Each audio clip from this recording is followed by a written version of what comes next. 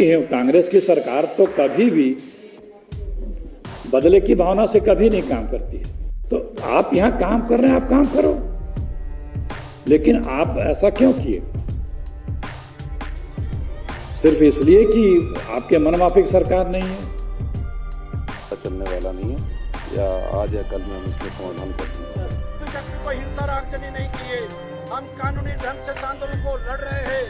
हमने अडानी को कह दिया है कि तेरी चिमनी का धुआं तब निकलेगा जब दाला घाट का ट्रांसपोर्टर चाहेगा, नहीं तो तेरी चिमनी से धुआं भी नहीं निकलने देंगे। इस बात को निकले अडानी, ये दाला घाट है।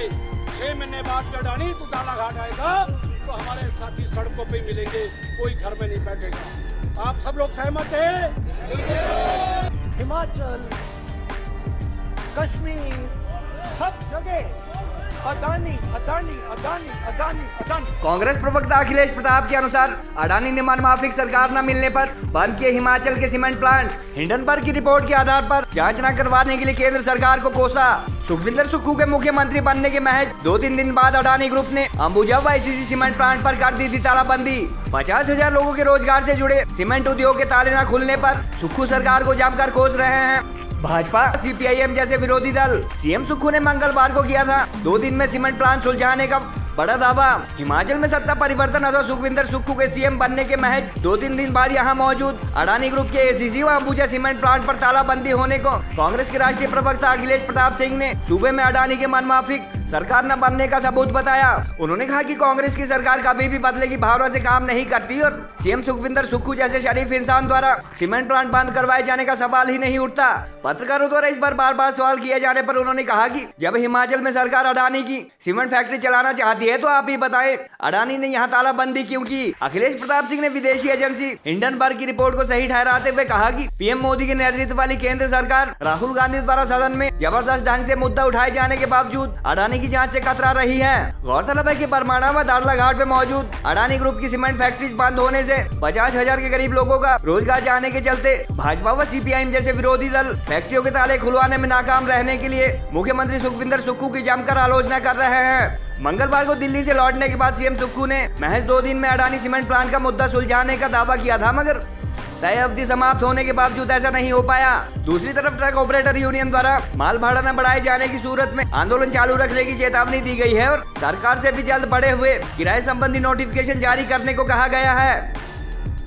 जो देश में चल रहा है ये बड़ा घातक है। अगर जिस तरह से अडानी साहब आगे बढ़े हैं, जितनी तेजी से, और सरकार जितनी तत्परता और तन्मयता से इनके आगे नतमस्तक है, सरकार सरेंडर बहादुर है दिल्ली में। अडानी साहब के आगे जो हमारी दिल्ली की सरकार वो सरेंडर है।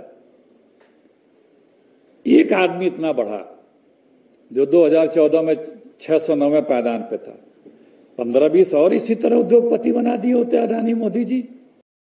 इस पे नकेल या इस पे नियंत्रण होना भी जरूरी है हमारे देश के इकोनॉमी के लिए और दूसरे उद्योगों के लिए भी, और हमारे देश की सुरक्षा इत्यादि के लिए।